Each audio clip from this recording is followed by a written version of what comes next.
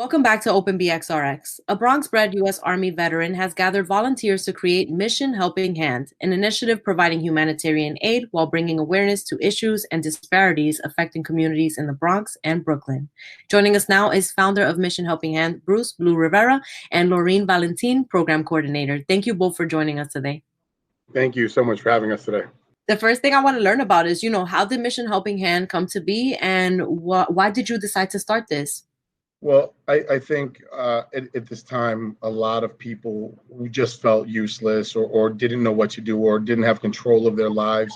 And we realized, I guess, I was sitting home and you think you can only watch so much Netflix. And then you start looking at what's going on in the outside world.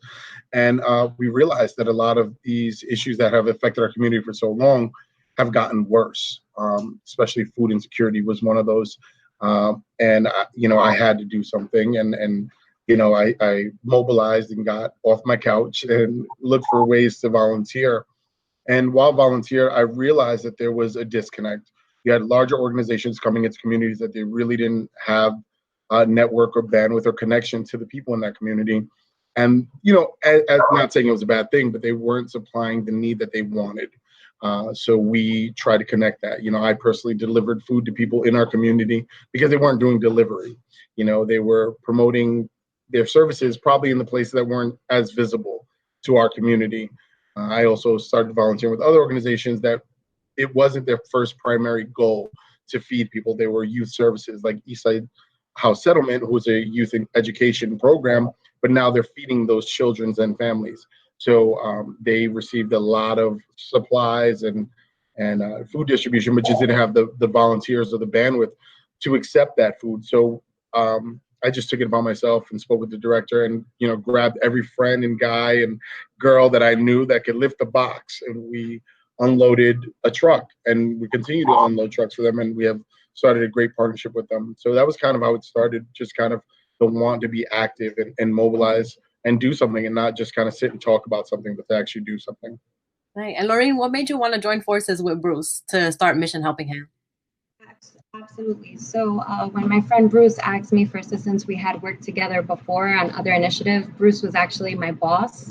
And he asked for my assistance. I live right in the heart of the South Bronx. I started talking to him about what I was seeing, looking at the pantry lines and how long they were and how some folks were turned away. And it was really hard to see. I'm a caretaker for two elderly people in my family. And I'm watching elderly stand online to get their food and their supplies because there was no other means for them to get food. So when Bruce told me what he was doing, I automatically signed up to help him on the back end with administrative stuff. And he then told me he wanted sustainable food source. And, I am a community organizer at heart. I had personal relationships with some folks in the community gardens, and it was like a match made in heaven for what we wanted to do. I know that you have volunteer opportunities for gardening and as well as food distribution. I was able to join you both and I had such a wonderful time and it felt so good to do something voluntarily with you. I know that it's all community based and like you're operating this with so little bit of people, but with so much passion. So can you just talk to me about, the volunteer work that goes on in gardens and as well as the pantry distribution? Yeah. Well, volunteering is different for everyone, and we realized that very early on. And I think us opening different venues of volunteering, we have our garden project where you can come in and kind of maintain the garden. Unfortunately, a lot of the gardens lost a lot of their assistants because the predominant amount of the volunteers were elderly who were scared to leave their home. So when we partnered with them, we partnered them in exchange to give them the manpower, to get them growing and to get them back on their feet. But we also going to use that growth and that crop to feed those in need. So it was a very symbiotic relationship.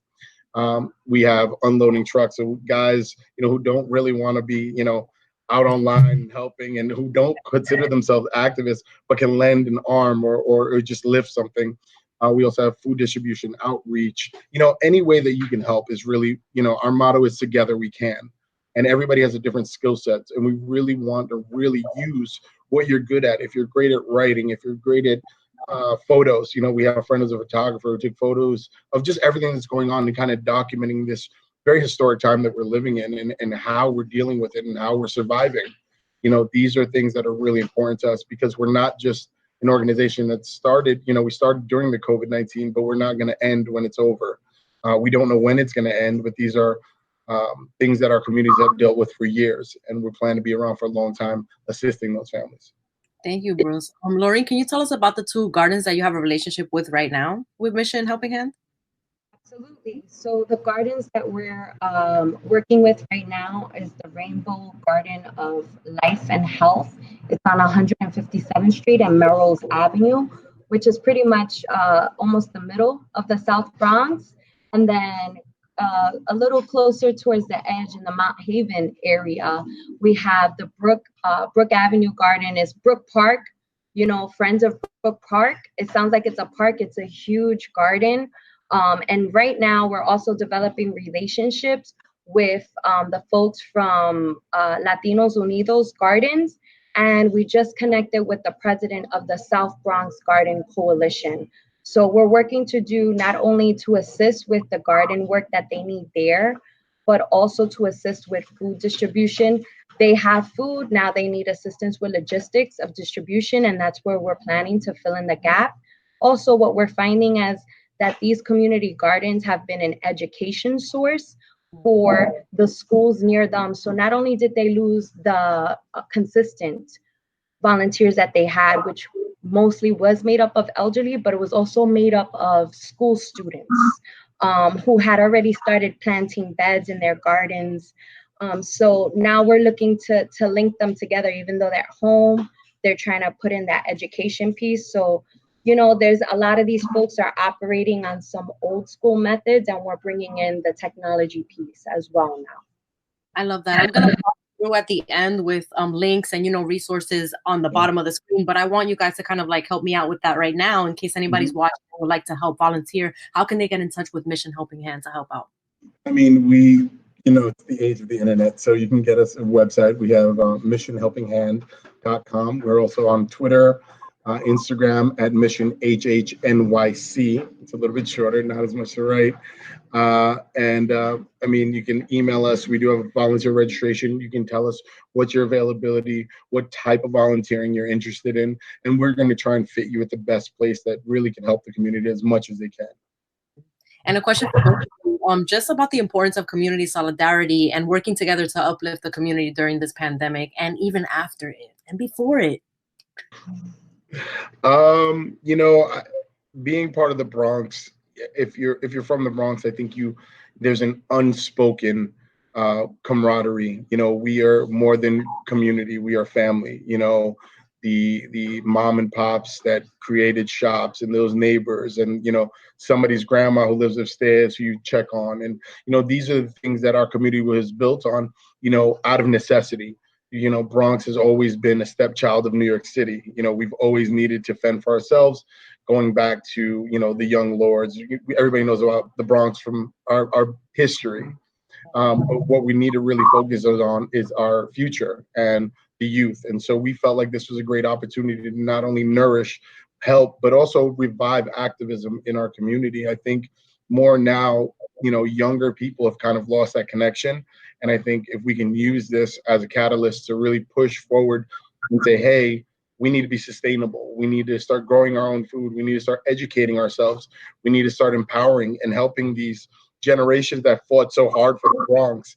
Let's be their backbone now. Let's let them take a seat and kind of direct traffic for a little bit while we get our, you know, elbows in the work, you know. So that's what I think it is. And, you know, that's been an underlying thing, and it's kind of grown organically. You know, it might not have been the original plan, but just meeting everyone and the outpouring of support from so many different types of different communities, whether it be gay, lesbian, you know, vegan, Latino, African American, white, you know, you name it. We have outpouring of support from so many different types of communities, because that's what we are. We are that patchwork of a community.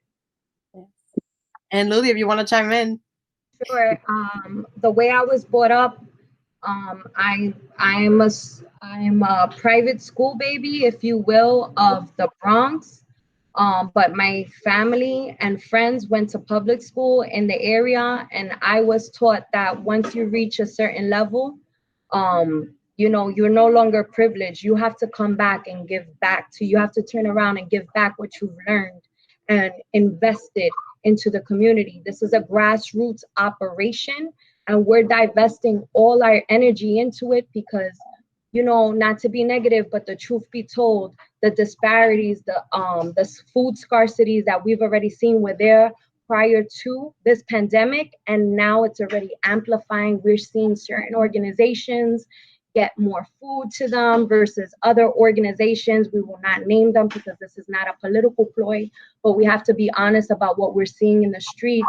And other organizations are getting scarce resources to feed their members or feed members of the community.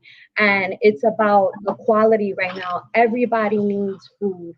Whether you're working or not, there's a lot of folks that are still furloughed, their hours are limited, and more so than ever, we have to band together to help one another and make sure that people aren't using pride as a mean not to get what they need in order to continue to sustain and, you know, grow past this pandemic.